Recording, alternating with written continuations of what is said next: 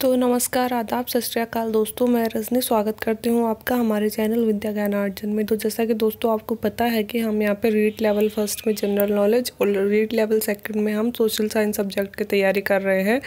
Social science subject का दोस्तों हमने यूनिट 4 और 5 यहाँ पे कंप्लीट कर ली है, जो दोनों पॉलिटी और कॉन्स्टिट्यूशन से रिलेटेड थी। अगर आपको वो पढ़नी है तो आप प्लेलिस्ट में जाके चेक कर सकते हो। यूनिट 5 और 4 एक जगह मैंने डाल दी है, प्लेलिस्ट में अलग से लिस्ट बना दी है, तो जिसको भी अगर पढ़ना हो तो वो वहाँ पे पढ़ सकता है। बहुत ही विस्तार से मैंने वहाँ पे पॉलिटी पढ़ाई है।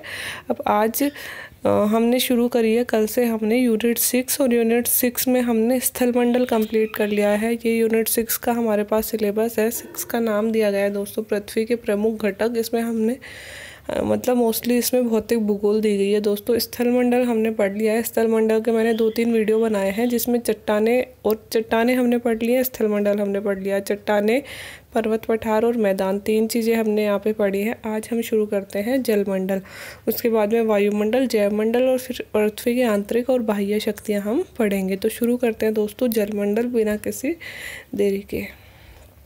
देखो दोस्तों, जलमंडल पृथ्वी के 71% भाग पे जल विद्यमान है। हम सबको पता है कि जो हमारा ग्लोब है उस पे जल ज़्यादा है और स्थल कम है ना। तो लगभग हमारे 71% भाग पे ये हमारा ग्लोब है और लगभग हमारे 71% भाग पे क्या है, जल ही विद्यमान है।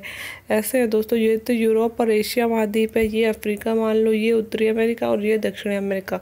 बाकी ये जो जगह बची हुई है, यहाँ पे अटलांटिक महासागर है ना। और इधर गोले के दोनों तरफ ये है प्रशांत महासागर, ठीक है।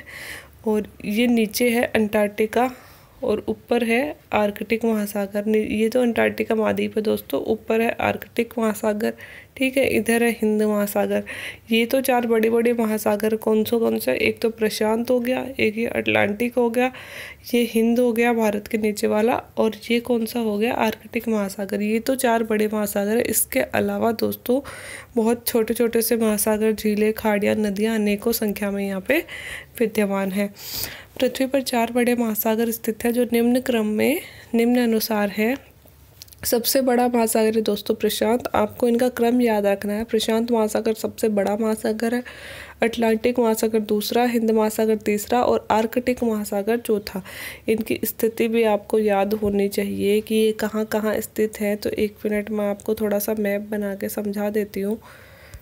देखो, मोबाइल स्क्रीन पे इतना अच्छा नहीं बन पाएगा दोस्तों, फिर भी मैं मेरी तरफ से समझाने को कोशिश करूँगी।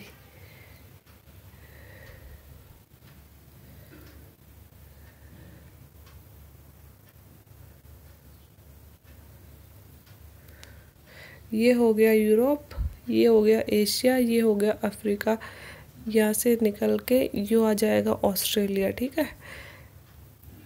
इधर ये है दोस्तों उत्तरी अमेरिका और ये यूँ इसके लटकता हुआ है दक्षिणी अमेरिका, ठीक है। अब ये जो यूरोप और उत्तरी और अमेरिका, दक्षिणी अमेरिका के बीच में जो महासागर है वो है अटलांटिक महासागर। सबको पता है ये बीच वाला अटलांटिक महासागर है। अब इधर जो बचा हुआ महासागर, इधर जो बचा हुआ महासागर है, ये कौन सा है, प्रशांत महासागर। दोस्तों ये सबसे बड़ा महासागर है हमारा प्रशांत महासागर। अब ये यहाँ से लेके यहाँ तक का जो महासागर वो है हिंद महासागर, ठीक है। ये दोस्तों हिंद महासागर है। और ये जो ऊपर की तरफ महासागर बचा हुआ है ये वाला, ये है आर्कटिक महासागर, ठीक है। आपके पास एटलस होनी चाहिए दोस्तों, साथ में जो भी स्थितियाँ नाम यहाँ पे आते हैं आप एटलस में देखते जाइएगा, ठीक है। तो ये हमारे 4 बड़े महासागर हैं। अब देखो दोस्तों, इन बड़े महासागरों के गर्त बहुत पूछते हैं कि इनका जो मेन क्वेश्चन ये होता है वही होता है कि इस महासागर का सबसे बड़ा गर्त कौन सा है। इसलिए मैंने यहाँ पे लिखे हैं प्रशांत महासागर का सबसे, मतलब इनके जो खड्डे होते हैं वही कि सबसे गहरा खड्डा इनमें से कौन सा है। तो मेरियाना ट्रेंच ना केवल प्रशांत महासागर का दोस्तों दुनिया में सबसे गहरा गड्ढा यही है ना। तो ये याद रखना है। अगर आपको कोई यूँ पूछे कि प्रशांत महासागर के सबसे गहरी खाई है, सबसे गहरा गर्त कौन सा है, तो मेरियाना ट्रेंच है। या फिर आपको यूँ पूछे कि विश्व में सबसे गहरा गर्त कौन सा है, तो भी मेरियाना ट्रेंच ही होगा। और अटलांटिक महासागर जो है उसका सबसे गहरा गर्त है पोर्टो रिको ट्रेंच। और हिंद महासागर का सबसे गहरा गर्त कौन सा है दोस्तों, सुंडा ट्रेंच, ठीक है। ये 3 मतलब सबसे गहरे गर्त हैं। तो हिंद महासागर का सुंडा, अटलांटिक का पोर्टो रिको और ये जो प्रशांत है उसका हो जाएगा मेरियाना। महासागरीय उच्चावचों को 4 भागों में बांटा गया है दोस्तों। अब देखो, जैसे कि पृथ्वी पर उच्चावच होते हैं, जैसे पृथ्वी पर कहीं पर्वत है, कहीं पठार है, कहीं मैदान है, कहीं पे नदियां हैं, कहीं पे झीलें हैं। तो दोस्तों जिस तरह से पृथ्वी स्थलमंडल फैला हुआ है, वैसे ही तो जलमंडल भी तो फैला हुआ है ना, तो जलमंडल में भी कई तरह के उच्चावच पाए जाते हैं। कहीं पे खड्डे हो गए, कहीं पे पर्वत से हो गए, कहीं पे सपाट शीर्ष वाले पर्वत हो गए, है ना। तो इनको भी थोड़ा सा हम देख लेते हैं कि जो महासागर में किस तरह के उच्चावच पाए जाते हैं। सबसे पहले तो दोस्तों महाद्वीपीय मग्न तट आएगा।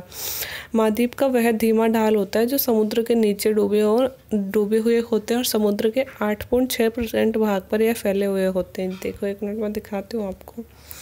देखो, ये हमारी पृथ्वी है दोस्तों। ये जो लाइन खींची है ना मैंने, ये स्थलमंडल की खींची है ना।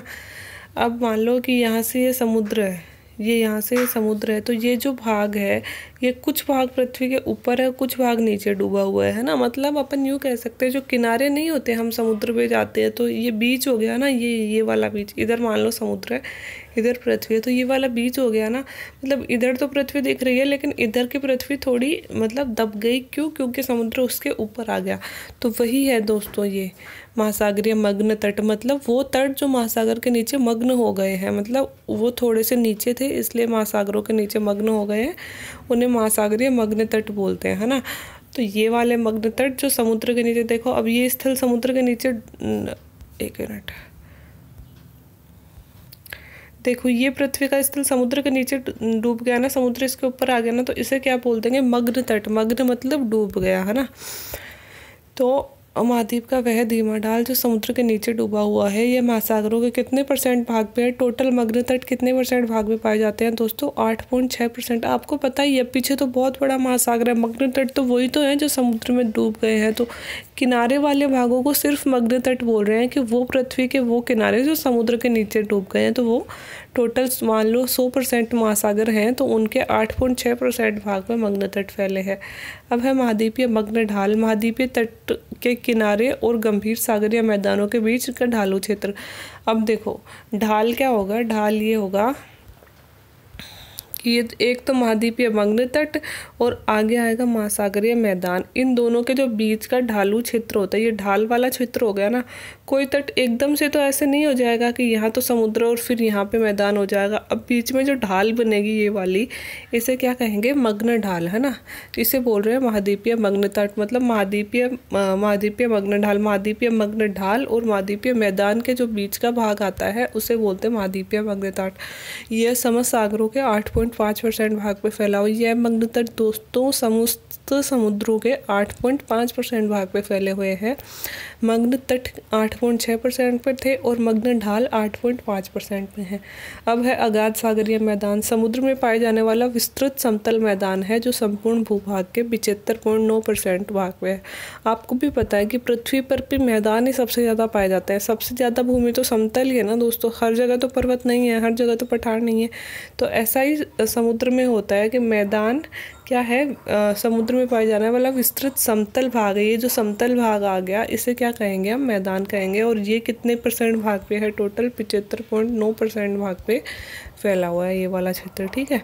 अब है महासागरीय गर्त। महासागरों में स्थित अनेक गहरे गड्ढे और खाइयाँ हैं। विश्व का सबसे गहरा गर्त प्रशांत महासागर में स्थित मेरियाना ट्रेंच है।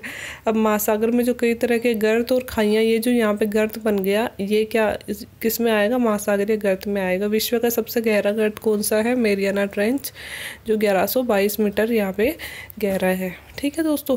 तो ये है महासागरों के उच्चावच। समझ में आ गया होगा। ये मतलब जैसे पृथ्वी पे उच्चावच होते हैं वैसे ही महासागरों में भी कुछ उच्चावच पाए जाते हैं। 4 प्रकार के होते हैं। सबसे पहले महाद्वीपीय मग्न तट, फिर है मग्न ढाल, फिर है महासागरीय मैदान और फिर है महासागरीय गर्त, ठीक है। अब देखो कुछ और इम्पोर्टेंट बातें महासागरों से रिलेटेड देख लेते हैं। महासागरों के जल में घुले हुए नमकीन पदार्थों के भार के अनुपात को सागरीय लवणता कहते हैं। अब कई बार आपने पढ़ा होगा महासागरों में लवणता पाई जाती है। अब वो क्या होता है दोस्तों? महासागर का कुल भार है ना, उसमें उसके कुल भार के कितने % नमकीन पदार्थ पाए जाते हैं, वह क्या कहलाती है? सागरीय लवणता कहलाती है। यह सागरीय लवणता, औसत लवणता कितनी है? महासागरों के 35 प्रति 1000 ग्राम है। मतलब कितनी, ये दोस्तों इस चिन्ह का मतलब होता है प्रति 1000 ग्राम। मतलब महासागरीय लवणता हमारे जैसे 100 पे नापी जाती है, वहाँ 100 पे नहीं नापी जाती, प्रति 1000 पे नापी जाती है। मतलब प्रति 1000 पे 35 ग्राम लवणता औसत रूप से महासागरों में पाई जाती है। तो ये प्रति औसत लवणता आपको याद रखनी है कि महासागरों की औसत लवणता कितनी है, 35 प्रति 1000 ग्राम में, ठीक है। विश्व का सर्वाधिक लवणता वाले क्षेत्र कौन कौन से हैं? देखो, विश्व में सर्वाधिक लवणता वाले क्षेत्र है, सबसे ज़्यादा तो दुनिया में सबसे ज़्यादा जो खारी है वो है टर्की की वॉन झील। टर्की की वॉन झील जो है वहाँ पे 330% लवणता है। सोचो दोस्तों कि 100% से कितनी ज़्यादा हो गई, 330% लवणता, है ना। तो आपको बस ये याद रखना है कि विश्व में सबसे खारा झील, सागर, नदी सब में सबसे खारी यही है, टर्की की वॉन झील। लवणता कितनी है, 330 प्रति 1000 ग्राम, ठीक है। अब मृत सागर की जो मृत सागर इजराइल और जॉर्डन में मिलता है दोस्तों, उसकी है 238 प्रति 1000 ग्राम। और तीसरे नंबर पे है ग्रेट साल्ट लेक यूएसए की 220 प्रति 1000 ग्राम। तीनों आपको याद रखनी है कि विश्व में सबसे गहरी सर्वाधिक लवणता जो जहाँ पे मिलती है वो कौन सी है। सबसे पहले टर्की की वॉन झील 330 प्रति 1000 ग्राम, दूसरी है मृत सागर, ये झील ही है दोस्तों, इसका नाम है बस मृत सागर, वो है इजराइल और जॉर्डन में 238 प्रति 1000 ग्राम। और ग्रेट साल्ट लेक यूएसए में 220 प्रति 1000 ग्राम, ठीक है। ये तो हो गई लवणता की। लवणता होती क्या है, महासागरों में नमकीन जल का मतलब महासागर के कुल भार के नमकीन सारे पदार्थ मिला के उनका भार का अनुपात क्या होता है, लवणता कहलाती है। औसत लवणता है 35 प्रति 1000 ग्राम। सर्वाधिक लवणता कहाँ पाई जाती है, अब ये पढ़ ले।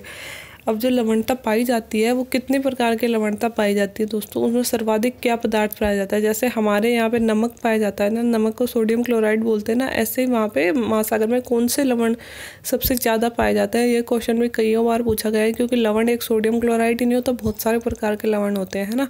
उसमें सर्वाधिक 4 प्रकार के लवण महासागर में पाए जाते हैं। सबसे ज़्यादा तो पाया जाएगा सोडियम क्लोराइड, फिर पाया जाएगा मैग्नीशियम क्लोराइड, फिर है मैग्नीशियम सल्फेट और फिर है कैल्शियम सल्फेट। तो सर्वाधिक कौन सा है, सोडियम क्लोराइड, फिर है मैग्नीशियम क्लोराइड, फिर है मैग्नीशियम सल्फेट और फिर है कैल्शियम सल्फेट।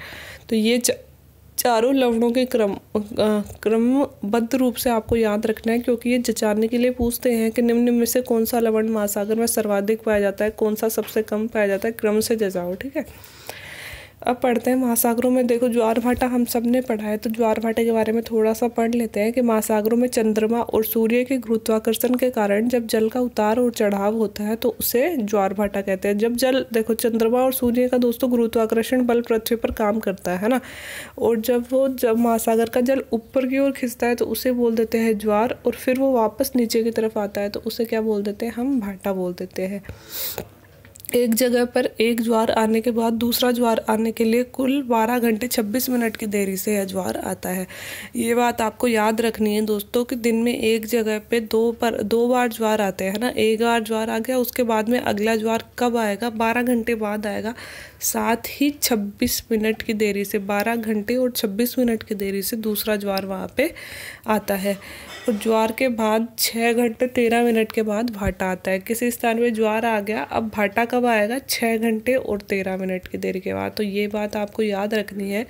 एक ज्वार के बाद दूसरा ज्वार आने में तो 12 घंटे और 26 मिनट की देरी लगती है, और भाटा आने में 6 घंटे और 13 मिनट की देरी लगती है।